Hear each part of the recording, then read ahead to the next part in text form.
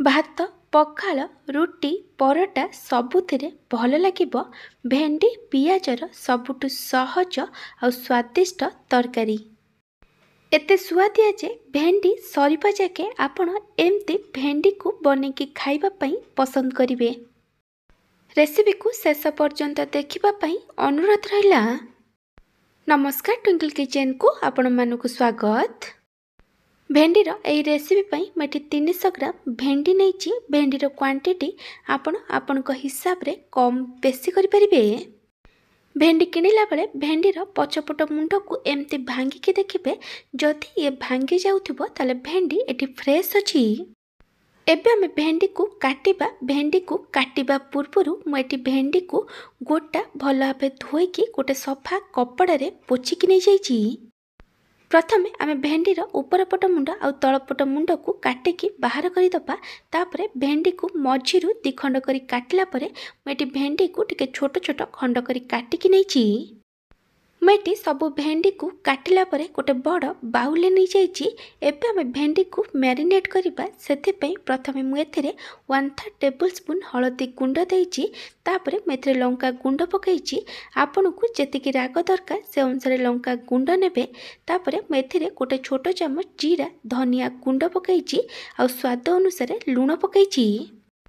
एबे हमें धीरे धीरे हल्का हाथ रे सबु को भल से मिक्स करी दबा। जेमती मसाला भेंडी ऊपर भल से कोट हे जिवो।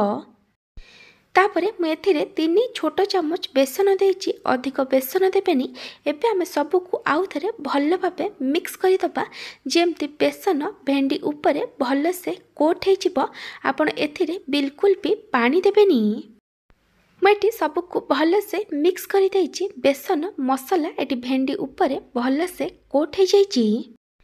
मैं कड़ाई रे किछि तेल दे गरम होबा को रखिथिली। तेल भल से गरम हो गला परे मैं एथिरे मैरिनेट कर रखिथिबा भेंडी को दे दउछि। एबे हमें भेंडी को कंटिन्यूअस गोले गोले मीडियम टू हाई फ्लेम रे 4 रु 5 मिनिट पर्यंत भाजिबा। जेमती भेंडी टिके लाइट गोल्डन ब्राउन कलर रे फ्राई हो जिवो। आपना को कवर करिवेनी। मु आपनकु गोटे छोट रिक्वेस्ट करुछि, जदि आपनकु एही रेसिपी भल लागिबो तले को लाइक करिवे, आपनक सांग मानक सहित शेयर करिवे। जदि एपर्यंत मो चैनल को सब्सक्राइब करि नाहंती त सब्सक्राइब करबा को जमार भूलिबेनी। पाखर थिया बेल आइकन ने ऑल नोटिफिकेशन ने क्लिक करिवे। एहा द्वारा मो जो वीडियो आसीबो आपण प्रथमे देखि परिबे। जदि फेसबुक रे देखुचंती तले फॉलो करबा को जमार भूलिबेनी। एटी 4 रु 5 मिनिट हो गलानी। भेंडी को आउ अधिक समय भाजीबानी। एबे हमें भेंडी को गोटे प्लेट रे काढ़ी दबा।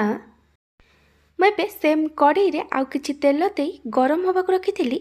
तेल भल भाबे गरम हो गला परे मैं एथिरे आधा छोट चामच सोरिष आउ आधा छोट चामच जीरा पकाइछि। एबे हमें सब को भल भाबे मिक्स करी जीरा आउ सोरिष को भाजीबा। जीरा सोरिष भल से भाजी हो गला परे मैं 5 रु 6 पाकुड़ा रसुण को छोट छोट करी काटिकी पकाइछि। आपण चाहिले रसुण को छेचिकी पकाई परिबे। रसुण को 20 रु 30 सेकेंड पर्यंत भाजिला परे मैं गोटे बड़ पियाज को पतला पतला और लंबा लंबा करी काटिकी पकाइछि। एबे हम सब को भल से मिक्स करी पियाज को भाजिबा। पियाज को बेसी गोल्डन ब्राउन कलर करी भाजिबा दरकार नहीं। पियाज टिके सॉफ्ट है भाजी हो गला परे आमे एथिरे भाजिकी रखिथिबा भेंडी को दे दबा। एबे हमें सब को भल भाबे मिक्स करी पियाज और भेंडी को लो टू मीडियम फ्लेम रे 3 रु 4 मिनिट पर्यंत भाजिबा। आपना को कवर करिवेनी। एटी 3 रु 4 मिनिट हो गलानी। एबे मु एथिरे आधा छोट चामच गरम मसला गुंड पकाउछि और स्वाद अनुसार लूण पकाउछि। आपण देखिकी लूण पकाइबे, कारण भेंडी को मैरिनेट कला बेले आमे सेथिरे लूण पकाइथिले। एबे आमे सब को भल भाबे मिक्स करी भेंडी और पियाज को आउ 3 रु 4 मिनिट पर्यंत भाजिबा। जेमती पियाज और भेंडी भल से भाजी हो जिवो और भेंडी भल से सिझी जिवो। एटी 3 रु 4 मिनिट हो गलानी। देखि पारथिबे पियाज एटी भल से लाइट गोल्डन ब्राउन कलर रे फ्राई हो जाइछि। भेंडी भी एटी भल से सिझी जाइछि। एबे हमें सब को आउ थरे भल भाबे मिक्स करी दबा और गैस बंद करी दबा। ए भेंडी पियाज भजा एटी रेडी हो जाइछि।